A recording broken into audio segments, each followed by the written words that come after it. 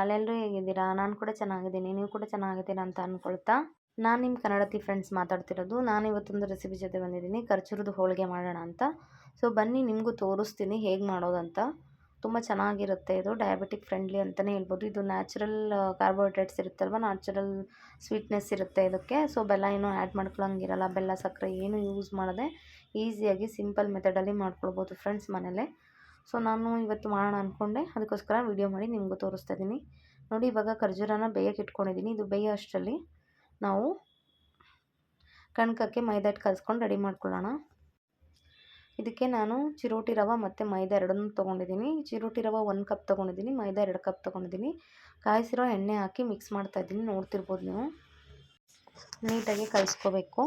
ಸ್ವಲ್ಪ ಸ್ವಲ್ಪ ನೀರು ಹಾಕ್ಕೊಂಡು ನೀಟಾಗಿ ಕಲಿಸ್ಕೋಬೇಕು ಫ್ರೆಂಡ್ಸ್. ಜಾಸ್ತಿ ನೀರು ಹಾಕೋಕ್ಕೆ ಹೋಗಬಾರ್ದು. ಒಂದೇ ಸಲ ನೀರು ಹಾಕ್ಕೊಂಡು ಕಲಿಸ್ಕೊಳ್ತೀವಿ ಅಂದರೆ ತೆಳು ಆಗಿಬಿಡುತ್ತೆ, ಗೊತ್ತಾಗಲ್ಲ ನಮಗೆ ಅಳತೆ. ಸೊ ಒಂದು ಸ್ವಲ್ಪ ಸ್ವಲ್ಪನೇ ಹಾಕ್ಕೊಂಡು ನೀಟಾಗಿ ಕಲಿಸ್ಕೊಳ್ತಾ ಹೋಗಬೇಕು. ನೋಡಿ, ಈ ಅದಕ್ಕೆ ನಾನು ಕಲಸಿಟ್ಟಿದ್ದೀನಿ. ಇವಾಗ ನೋಡ್ತಿರ್ಬೋದು, ಈ ಅದಕ್ಕೆ ಕಲಸಿಟ್ಕೊಂಡು ನೀಟಾಗಿ ಒಂದು ಸ್ವಲ್ಪ ಎಣ್ಣೆನ ಮೇಲ್ಗಡೆ ಹಾಕಿ ಒಂದು ಪ್ಲೇಟ್ ಕವರ್ ಮಾಡಿ ಮುಚ್ಚಿ ಎತ್ತಿಡಬೇಕು. ಯಾಕಂದರೆ ಎಣ್ಣೆ ಮೇಲ್ಗಡೆ ಹಾಕೋದ್ರಿಂದ ಹಿಟ್ಟು ಚೆನ್ನಾಗಿ ನೆನೆಯುತ್ತೆ. ಪ್ಲಸ್ ಅದು ಒಣಗಲ್ಲ ಫ್ರೆಂಡ್ಸ್. ಮೇಲ್ಗಡೆ ಎಲ್ಲ ಡ್ರೈ ಅನಿಸುತ್ತಲ್ಲ, ಅನಿಸಲ್ಲ. ನೋಡ್ತಿರ್ಬೋದು, ಇವಾಗ ಹಿಂಗೆ ಎತ್ತಿಟ್ಟಿದ್ದೀನಿ. ಇವಾಗ ಏನು ಬೇಯಿಸಿರೋ ಖರ್ಜೂರನ ನಾವು ಗ್ರೈಂಡ್ ಮಾಡ್ಕೋಬೇಕು. ನುಣ್ಣಗೆ ಗ್ರೈಂಡ್ ಮಾಡಿಕೊಂಡು ಅದನ್ನು ಒಂದು ಪ್ಯಾನಲ್ಲಿ ಹಾಕಿ ಕುದಿಸ್ಕೊಳ್ತಾ ಇದ್ದೀನಿ, ಬಿಸಿ ಮಾಡ್ಕೊಳ್ತಾ ಇದ್ದೀನಿ. ಇವಾಗ ಸ್ವಲ್ಪ ಬಾದಾಮಿ ಪೌಡ್ರ್ ಹಾಕ್ತಿದ್ದೀನಿ.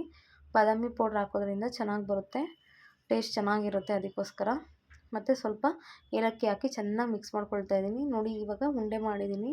ಅದೇನಿದೆ ಅದನ್ನು ತೆಗೆದು ಉಂಡೆ ಮಾಡ್ಕೊಳ್ಬೇಕು ಫ್ರೆಂಡ್ಸ್. ಉಂಡೆ ಮಾಡಿಕೊಂಡು ಒಂದು ಕಡೆ ಎತ್ತಿಟ್ಕೊಂಡ್ರೆ ಬೇಗ ಬೇಗ ಮುಚ್ಚಿಬಿಟ್ಟು ಹೋಳಿಗೆ ತಟ್ಬೋದು. ಇವಾಗ ಉಂಡೆ ಎಲ್ಲ ಮಾಡಿದ್ದಾಗಿದೆ ಅಲ್ಲ, ಸೊ ಕಣಕನ ರೆಡಿಯಾಗಿರೋ ಕಣಕ ಯೂಸ್ ಮಾಡ್ಕೊಳ್ತಾ ಮುಚ್ಚೋಣ ಇವಾಗ ಹೋಳಿಗೆನ.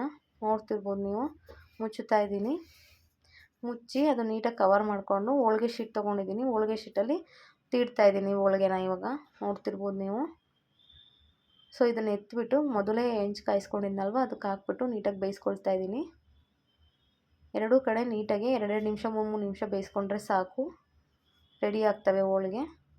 ಇವಾಗ ಒಂದು ಪ್ಲೇಟ್ ತೊಗೊಂಡು ಸರ್ವ್ ಮಾಡ್ಕೊಳ್ತಾ ಇದ್ದೀನಿ. ನೋಡಿ ಎಷ್ಟು ಚೆನ್ನಾಗಿ ಬಂದಿದೆ ನೋಡಿ. ಇದಕ್ಕೆ ಅರಿಶಿನ ಪುಡಿ ಏನೂ ಹಾಕಿರಲ್ಲ ಅಲ್ಲ, ಸೊ ಕಲರು ಒಳಗಡೆ ಏನು ಸ್ಟಫಿಂಗ್ ಹಾಕಿರ್ತೀವಿ ಅದರದ್ದೇ ಕಲರ್ ಟ್ರಾನ್ಸ್ಪರೆಂಟಾಗಿ ಕಾಣ್ತಿರುತ್ತೆ.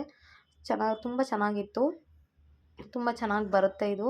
ನೀವು ಖರ್ಜೂರದ ಹೋಳಿಗೆ ಬೇಕಂದರೆ ಮನೇಲಿ ಮಾಡ್ಕೊಳ್ಬೋದು ಫ್ರೆಂಡ್ಸ್. ಈ ವಿಡಿಯೋ ನಿಮಗೆ ಇಷ್ಟ ಆಗಿದರೆ ಲೈಕ್ ಮಾಡಿ, ಶೇರ್ ಮಾಡಿ, ಸಪೋರ್ಟ್ ಮಾಡಿ. ನೆಕ್ಸ್ಟ್ ವಿಡಿಯೋದಲ್ಲಿ ಸಿಗ್ತೀನಿ friends. Thank you. Bye bye.